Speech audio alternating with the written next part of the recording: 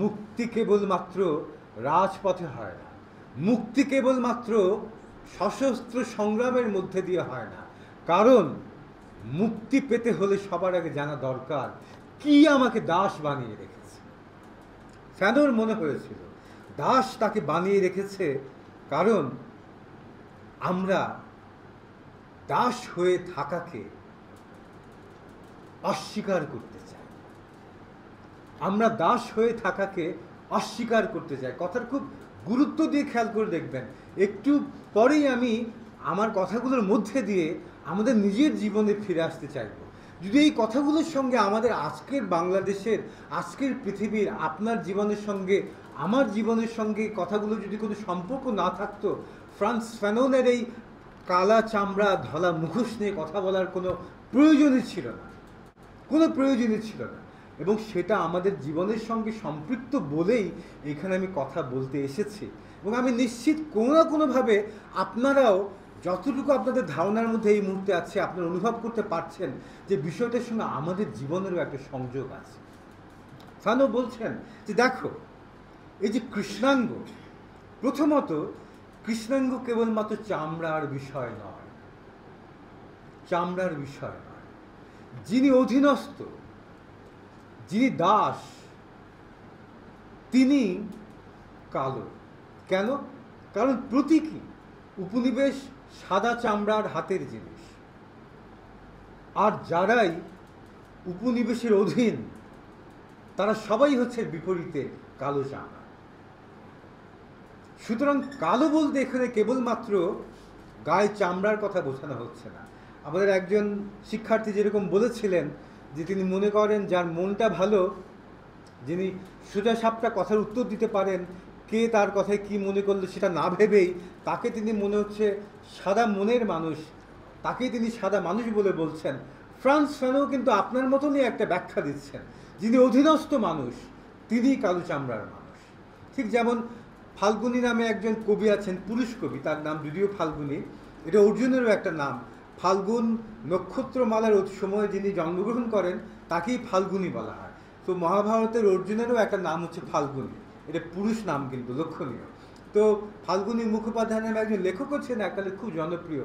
আমি মনে করতাম যে উনি বোধহয় কোনো নারী লেখক, বহু পরে জানতে পেরেছি তিনি নারী লেখক নন, তিনি আসলে একজন দাড়িগোফালা পুরুষ লেখক। তো অনেক ভুল নিয়ে মানুষ বাঁচে, কে জানে। এইরকমই এই ফ্রান্স ফানো বলছেন দেখো, যারা অধীনস্থ থাকে তারাই হচ্ছে কালো। ওই ফাল্গুনী কবি যার কথা বললাম তিনি বলছেন যে নারীকে, নারীকে এই সমাজের মধ্যে, পুরুষকে। ওই ফাল্গুনী, তার নাম মুখোপাধ্যায় না রায়, আমি মনে করতে পারছি না, ওই কবি একটা চমৎকার উত্তর দিয়েছিলেন, এই সমাজে যে কিনতে পারে সেই পুরুষ, যে কিনতে পারে সেই পুরুষ। আপনি যত বড় দাড়ি গোফালা বিশাল দেহে পুরুষই হন না কেন, আপনার কাছে যদি কিনবার মতো অর্থ না থাকে আপনি পুরুষ নন। পুরুষ মানে এখানে কোনো জৈবিক লিঙ্গগত ব্যাপার নয়, বায়োলজিক্যাল জেন্ডারের ব্যাপার না, এটা ক্ষমতা সম্পর্কের ব্যাপার। ফ্রান্স ফানো তেমনি বলছেন যে অধীনস্থ সেই হচ্ছে কালো। এবং ওই যে প্রশ্নটা আমরা করলাম, কিসের মাধ্যমে অল্প কয়েকটা সাদা চামড়ার মানুষ কালো মানুষদেরকে অধীনস্থ করে রাখে, দাস বানিয়ে রাখে? ফ্রান্স ফানো এখানে অসাধারণ উত্তর দিলেন। তিনি বললেন যে সাদা মানুষের শাসন করবার, কালো মানুষদেরকে দাবিয়ে রাখবার, চাপিয়ে রাখবার, দাস বানিয়ে রাখবার অন্যতম শক্তিটা কি? অন্যতম শক্তিটা হচ্ছে যে এই কালো মানুষগুলো যখন নিজেকে প্রশ্ন করে আমি কে, ওই প্রশ্নের উত্তর, কালো মানুষ নিজেকে প্রশ্ন করে আমি কে, তখন ওই যে আমি কে প্রশ্নটা করে কালো মানুষটা, ওই প্রশ্নের উত্তর কালো মানুষ নিজে দেয় না। কালো মানুষ যখন প্রশ্ন করে আমি কে, এরপর সে যে উত্তরটা দেয়, ওই উত্তরটা কি হবে এটা তাকে ঠিক করে দেয় সাদা চামড়ার মানুষগুলো। লক্ষণীয়। সাদা চামড়ার মানুষগুলো ঠিক করে দেয়। কালো মানুষ যখন নিজেকে প্রশ্ন করে সে কে, আমি কে, ওই উত্তর কালো চামড়ার মানুষ নিজে ঠিক করে না। কেন বলছেন? সে কালো মানুষ নিজেকে দেখে কার দৃষ্টিতে? কালো মানুষ নিজেকে দেখে তার মালিক সাদা চামড়ার দৃষ্টিতে। সে তখন নিজের গায়ের চামড়া নিয়ে লজ্জায় ভোগে, সে তখন নিজের পরিচয় নিয়ে লজ্জায় ভোগে। সে প্রতি মুহূর্তে নিজেকে লুকিয়ে রাখতে চায়, কিন্তু এই যে কালো চামড়া, কি করে লুকিয়ে রাখবে কালো চামড়া? সে তার অস্তিত্বই তখন নিজেকে নিজে অস্বীকার করা ছাড়া আর কোনো কিছু নয়। কি ভয়াবহ একটা বিষয়, খেয়াল করে দেখুন। আপনি প্রশ্ন করছেন যে আমি, নিজেকেই নিজে প্রশ্ন করছেন আমি কে। সেই প্রশ্নের উত্তর আপনি নিজে দিতে পারছেন না। সেই প্রশ্ন আপনাকে দিতে হচ্ছে তার জবানিতে, যে আপনাকে দাস বানিয়ে রেখেছে। আপনি মনে করছেন এই যে আমার মালিক সাদা চামড়া, তার সব কিছু হচ্ছে প্রকৃত অর্থেই গ্রহণযোগ্য মান, যাকে বলা হয় স্ট্যান্ডার্ড, আমাকে ওইটা হতে হবে। ফলে সে কি করে? সে নিজের যা কিছু আছে, নিজের গায়ের চামড়া, নিজের চেহারা, নিজের ভাষা, নিজের কথা, নিজের ঐতিহ্য, সর্বোপরি নিজের সত্তা, নিজের অস্তিত্ব, নিজের ইতিহাস, নিজের শেকড়, সব কিছুকে সে অস্বীকার করে। সব কিছু নিয়ে সে লজ্জায় ভোগে এবং প্রতি মুহূর্তে সে তাই হতে চায়। প্রতি মুহূর্তে সে ওইটাই হতে চায় যে তাকে দাস বানিয়ে রেখেছে। অর্থাৎ দাসত্ব থেকে মুক্তি পাওয়ার জন্য তার কাছে মনে হয় একটা মাত্র উপায়, যে আমাকে দাস বানিয়ে রেখেছে, আমাকে তার মতো হতে হবে। এ কেমন মুক্তি! এ কেমন মুক্তি, যেখানে আপনি মুক্ত হওয়া বলতে বোঝেন যে আপনাকে দাস বানিয়ে রেখেছে তার মতো হওয়া। যেখানে আপনি উন্নতি বলতে বোঝেন যে আপনাকে দাস বানিয়ে রেখেছে তার সমান হতে পারা। এই যে নিজেকে প্রতি মুহূর্তে অস্বীকার করা, প্রতি মুহূর্তে নিজেকে লুকিয়ে রাখা, নিজেকে প্রতি মুহূর্তে লুকিয়ে রাখতে গিয়ে বারবার আপনি আসলে যা, তা আরও বেশি প্রকাশিত হয়ে পড়া, আরো বেশি প্রকাশিত হয়ে পড়া, এইটার মধ্যেই লুকিয়ে আছে দাস হয়ে টিকে থাকার রহস্য। আপনারা জানেন যে পশ্চিমবঙ্গের সঙ্গে পূব বাংলার একটা দ্বন্দ্ব আছে ভাষা নিয়ে। এই দ্বন্দ্বটা কিন্তু অস্বাভাবিক কিছু না, থাকাই উচিত। কারণ আমাদের এই পূববঙ্গ চিরকাল ছিল হিন্টারল্যান্ড। এখানে মাটি উর্বর, বীজ ছড়িয়ে দিলে ফসল হচ্ছে। এখানকার কৃষকরা ফসল ফলাতো এবং ইংরেজ আমল থেকে এই কৃষকদের ফলানো ফসলে খাজনা নিয়ে জমিদারি ফলাতেন কলকাতায় গিয়ে কলকাতার জমিদার বাবুরা। ফলে পূব বাংলার সঙ্গে পশ্চিম বাংলাটা দ্বন্দ্ব ছিলই। ভাষা নিয়েও আছে। ফলে ওরা বলে যে বাঙালকে হাইকোর্ট দেখানো। ঠিক তেমনিভাবে ওদের কিছু গল্পও আছে যেগুলো পূর্ব বাংলার লোকদেরকে অপমান করবার জন্য তৈরি করা হয়। তো এরকম বলা হয় যে একজন পূব বাংলার লোক গেছে কলকাতায় ঘুরতে, দূর থেকে দেখেই পশ্চিমবাংলার দুটো লোক বুঝে ফেলেছে যে এ তো বাঙাল। তো তাকে ডেকে বলছে, দেখলি দাদা, একটা বাঙাল এসছে। কেমনি করে বুঝলি? বলে কথা বললেই বুঝবে। আমি বলছি বাঙাল যে আমাদের এখান থেকে গেছে, কোনো মতেই বুঝতে দেবে না যে সে পূব বাংলার লোক। তার কথা দিয়ে যাতে কোনো মতেই বোঝা না যায়। বলে দেখ, গিয়ে জিজ্ঞাসা করি। দিকে বলছি, দাদা ওই বাঙালকে জিজ্ঞাসা করছে, পূব বাংলার লোকটাকে জিজ্ঞাসা করছে পশ্চিম বাংলার ঘটি, দাদা কটা বাজলো? আর পূব বাংলা কোনো মতেই বুঝতে দেবে না যে সে পূব বাংলা থেকে। সে চিন্তা ভাবনা করে বলে, এখন দাদা 2:30 বেজেছে। এই যে 2:30 বেজেছে বললো, ওই 2:30 বলাতেই বুঝে গেল যে তখন ওই পশ্চিম বাংলা ঘড়ি দুটো দেখলি ফাঁস করে বেরিয়ে গেল। ওই যে ফাঁস করে বেরিয়ে গেল, ঠিক এই কথাটাই ফ্রান্সওয়ালা বলছেন যে এই যে কালো মানুষগুলো যত তারা নিজের পরিচয়কে ঢেকে রাখতে চায়, ততই স্পষ্ট হয়ে ওঠে যে সে আসলে একজন কালো মানুষ।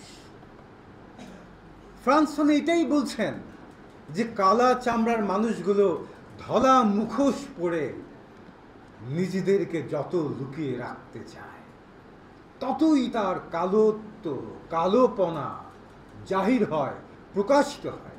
এটা একটা দিক, যেটা নিয়ে আপনি একটু এখন হাসলেন, আর এইটাও শুনে তার ভয়াবহ দিকটা কোথায়?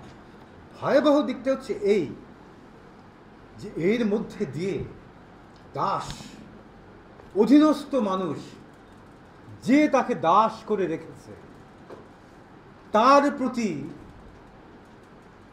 তার মতো হতে চাওয়ার মধ্যে দিয়ে নিজের মুক্তি খুঁজে পায়। যখন যে আমায় শেকল পরালো, তার শেকলের গুণ বর্ণনায় যখন আমি পঞ্চমুখ হই, সেই শেকল থেকে কি কোনোদিন আমার মুক্তি ঘটবে?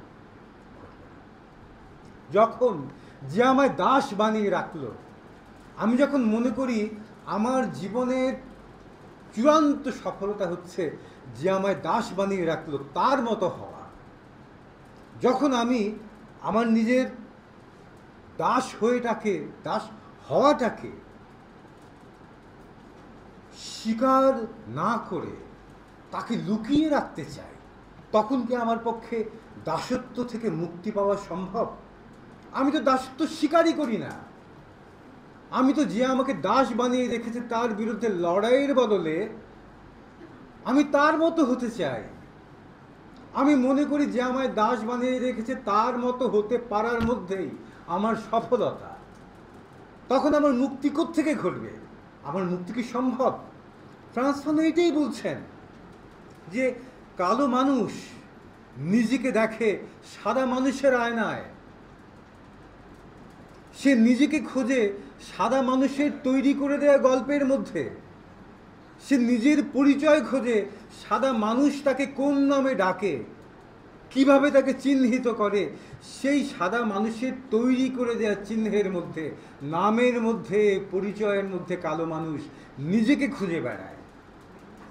এমন অবস্থায় কি সাদা মানুষের হাত থেকে কালো মানুষের পক্ষে মুক্তি সম্ভব?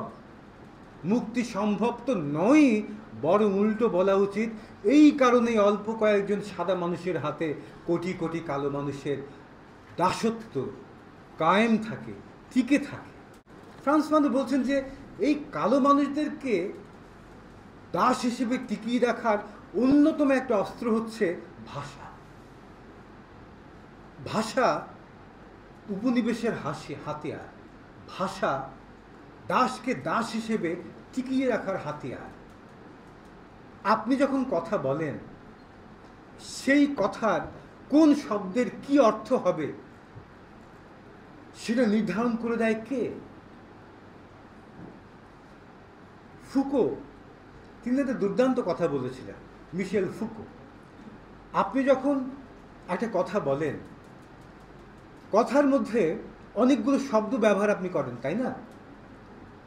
এখন বলে না যে একজন কবি একটা কবিতা লিখে ফেলার পর কবির হাতে আর কবিতাটা থাকে না, তখন যে কবিতাটা পড়বে ওই কবিতার অর্থ ওই পাঠক নিজেই করবে। রবীন্দ্রনাথ এটা মানতেন।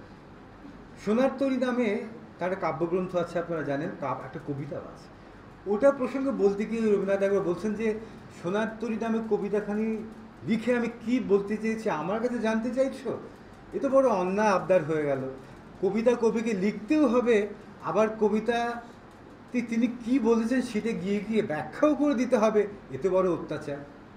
অর্থাৎ কবিতা লিখে ফেলার পর কবিতার কবির হাতে থাকে না, কবিতা যে পড়বে ওইটার অর্থ ওই পাঠক নিজেই দান করা। কেন এটা হয়? এটার উত্তর আমার মনে হচ্ছে মিশেল ফুকোর এই কথাটার মধ্যে কিছুটা লুকিয়ে আছে। মিশেল ফুকো বলছেন তুমি যখন কথার মধ্যে একটা শব্দ ব্যবহার করো, লক্ষ্য করে দেখুন, ওই শব্দটা ব্যবহার করছে যখন কথার মধ্যে, তখন সেই কথায় যে শব্দটা তুমি ব্যবহার করলে সেই শব্দের অর্থের একটা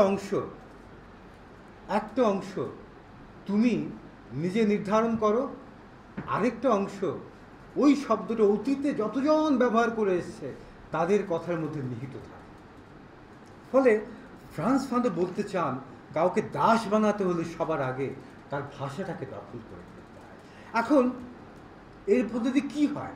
ভাষা যখন আপনার হাত থেকে বিচ্ছিন্ন হয়ে যাবে, আপনি আপনার নিজের অতীত থেকে বিচ্ছিন্ন হয়ে যাবেন। আজকের দিকে যদি তাকিয়ে দেখেন, আপনি আজকের বাংলাদেশের যদি তাকিয়ে দেখেন, তাকিয়ে দেখবেন ইংরেজ আমলে আমরা যখন ইংরেজি শিখতাম, সেই ইংরেজি শেখার মধ্যে দিয়েই আমরা আমাদের আত্মপরিচয় নির্মাণ করতে চেয়েছি।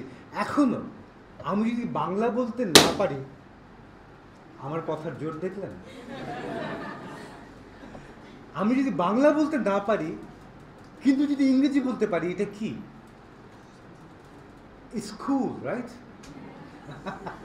স্কুল। কিন্তু যদি আপনি বাংলা পারেন, ইংরেজি না পারেন, সেটা কি? খ্যাত।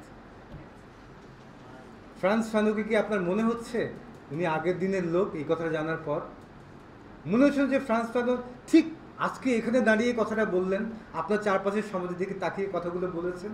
মনে হচ্ছে না? মনে হচ্ছে না যে আপনার ভাষার থেকে আপনাকে বিচ্ছিন্ন করে, কেমন করে আপনার নিজের কাছ থেকে আপনাকে বিচ্ছিন্ন করে ফেলা হলো? মনে হচ্ছে না যে এভাবে বিচ্ছিন্ন করে ফেলতে পারলে, যদি আপনার ভাষাকে দখল করে ফেলা যায়, তাহলে আপনি, যে আপনাকে অধীনস্থ করে রেখেছে, যে আপনাকে দাবিয়ে রেখেছে, আপনাকে দাস বানিয়ে রেখেছে, আপনি তার মতো হতে পারার মধ্যেই নিজের মুক্তি খুঁজে পাবেন। আপনার কি মনে হচ্ছে না যে আপনি যখন টিভি নাটকগুলো দেখেন, টিভির নাটকগুলো চাঁপাইনবাবগঞ্জের ভাষা, বরিশালের ভাষা, নোয়াখালীর ভাষা, চট্টগ্রামের ভাষা, টিভির নাটকে কি বলেন তো? তামাশা, হাসির জিনিস, মস্করার জিনিস। নোয়াখালীর ভাষায় কথা বলা মানে কি? মস্করা করা, লোক হাসানো। চট্টগ্রামের ভাষায় নাটক করা মানে কি? লোক হাসানো। চাঁপাইনবাবগঞ্জের ভাষায় স্যারকে সার বলা, সারকে সার বলা মানে কি? লোক হাসানো। তার মানে যেটা আপনার নিজের ভাষা, সেই ভাষা কেউ একজন বলছে এইটা তামাশার জিনিস, এটা হাসির জিনিস, এটা দিয়ে লোক হাসাতে হয়। যখন আপনি বাংলাদেশের দিকেও তাকিয়ে দেখবেন, আপনার সমাজের মধ্যে গরিব মানুষ, সাধারণ মানুষ, সে কিসের মধ্যে নিজের মুক্তি খুঁজে পায় বলুন তো? কিসের মধ্যে নিজের মুক্তি দেখে? তার ছেলেকে বিসিএস ক্যাডার বানানোর মধ্যে। তার মানে এই সমাজে যারা শাসক, আধিপত্যবাদী গোষ্ঠী, যারা আমাদের সাদা চামড়া, আর আমরা যারা অধীনস্থ গরিব মানুষ, খেটে খাওয়া মানুষ, রিক্সা ড্রাইভার, ভ্যান চালক, সিএনজি চালক, কৃষক, তারা আমাদের দেশের কালো মানুষ। তারা কি করে তাদের মুক্তি কোথায় খুঁজে পায়? তাদের মুক্তি খুঁজে পায় আমাদের যারা সাদা চামড়া, তাদের সাদা মুখোশ পরে নিজেদের মুক্তি খুঁজে বিসিএস পরীক্ষা উত্তীর্ণ হওয়ার মধ্যে। যারা আমাদের শোষক, সে নিজে শোষক হওয়ার মধ্যে দিয়ে নিজের শোষিত হওয়ার মধ্য থেকে মুক্তি খুঁজে বেড়ায়। ঠিক যেমন করে ফ্রান্স ফ্যানন বলেছিলেন, এই কারণেই কালো মানুষদের মুক্তি ঘটে না, কারণ কালো মানুষরা সাদা মানুষের মুখোশ পরে সমাজের মধ্যে মুক্তি খোঁজে। সাদা মানুষ হওয়ার মধ্যে দিয়ে কালো মানুষ তার শোষকদের মতো হওয়ার মধ্যে দিয়ে কালো মানুষ নিজের মুক্তি খুঁজতে চায়।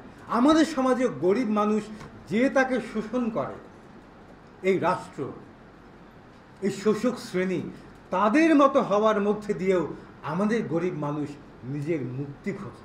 সে বিসিএস ক্যাডার বানাতে চায় তার ছেলেকে, সে তার ছেলেকে ব্যাংকে চাকরি দিতে চায়, সে তার ছেলেকে ব্যাংক থেকে লুট করে বড়লোক হওয়ার লোক বানাতে চায়, সে তার ছেলেকে এমপি বানাতে চায়, এমপির চামচা বানাতে চায়।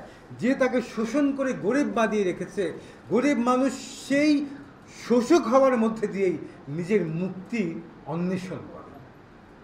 ফ্রান্স ফ্যানন এই জন্যই বলছেন মুক্তি শুধুমাত্র রাজপথের আন্দোলনের মধ্যে নয়, কারণ দাসত্বের সবচাইতে বড় উপাদানটা লুকিয়ে আছে আমার নিজের চেতনার মধ্যে।